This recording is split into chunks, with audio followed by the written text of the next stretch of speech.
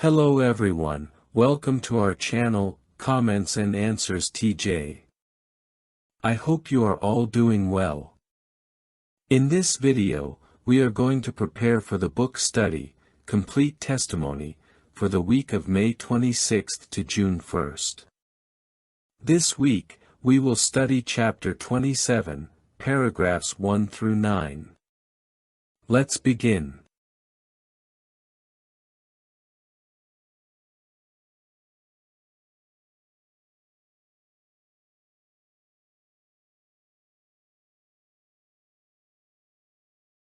Question 1. What were Paul and his companions sure of, and why? Paul and his companions were sure they would arrive safely in Rome because Jehovah had assured them that Paul was to testify there before Caesar. Additional comments. The confidence of Paul and his companions was not based on superstitions or pagan gods, like the twins Castor and Pollux who protected the ship, but on trust in a divine promise. This highlights the difference between faith in the true God and popular beliefs of the time, showing how trust in Jehovah provided a firm and certain hope. The promise Jehovah made to Paul is a clear example of how God guides and protects his servants in difficult circumstances.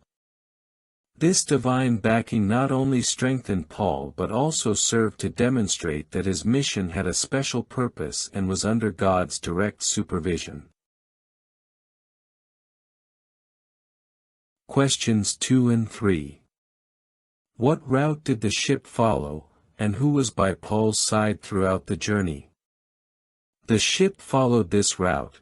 It first stopped at Syracuse, then departed for Rhegium, and afterwards sailed quickly to Puteoli, near Naples. Throughout the journey, Paul was accompanied and strengthened by the God of all comfort. Additional comments. The ship's route reflects a long and complicated journey, but the mention that God was with Paul at every stage emphasizes Jehovah's constant and protective presence. This indicates that beyond physical obstacles, Paul's trust remained firm thanks to divine support, allowing him to continue his mission without faltering.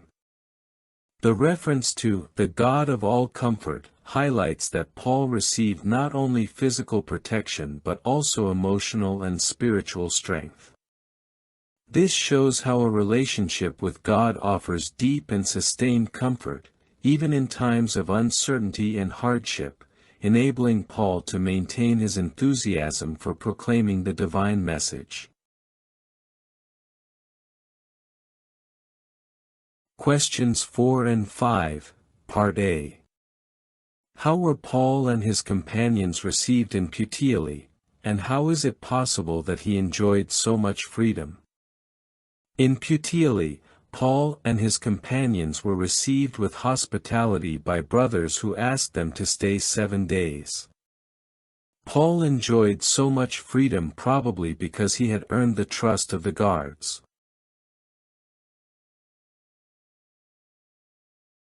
Additional comments. The hospitality shown by the brothers in Puteoli is a practical example of Christian love and mutual support in difficult times. This gesture strengthens the unity of the congregation and encourages both those who receive and those who give help. The fact that Paul enjoyed certain freedoms due to the trust he earned reflects the importance of maintaining an irreproachable conduct. This confirms that personal integrity can open doors even in difficult situations, highlighting the positive influence a Christian can have in their environment. Questions 4 and 5, Part B.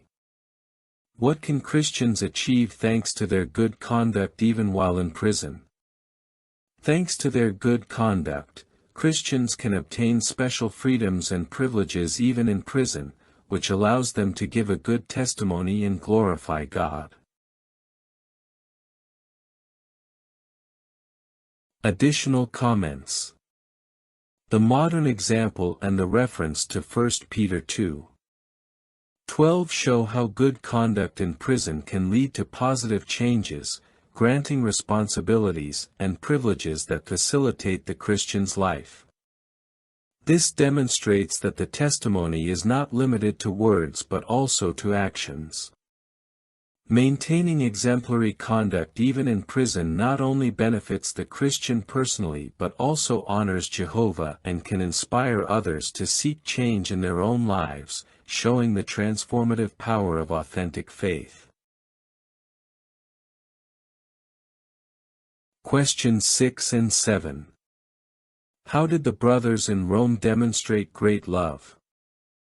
The brothers in Rome demonstrated great love because they traveled long distances, even to uncomfortable and unpleasant places, to meet Paul and accompany him on his last leg to Rome. Additional comments. The effort of the brothers to seek Paul in places like the Appian Market and the Three Taverns reflects genuine and sacrificial love, which puts into practice the Christian mandate to support one another in times of need and challenges. This act shows that the Christian community is strengthened when its members show active concern and commitment. Despite the uncomfortable and unpleasant conditions of the place, the brothers waited with joy and enthusiasm, highlighting how Christian love is not limited to words but manifests in concrete actions that overcome obstacles, reflecting deep respect and care toward God's servants. Question 8. Why did Paul thank God when he was able to see the brothers?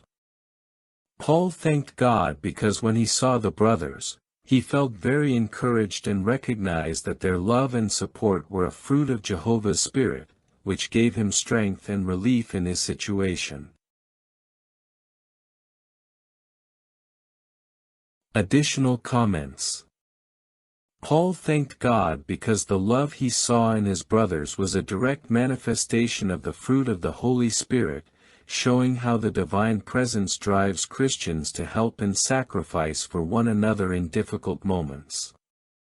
This gratitude also reflects that the Christian community, guided by the Holy Spirit, is a vital source of encouragement and strength, just as exhorted in 1 Thessalonians 5:11 and 14, where brothers are encouraged to comfort and support those in need.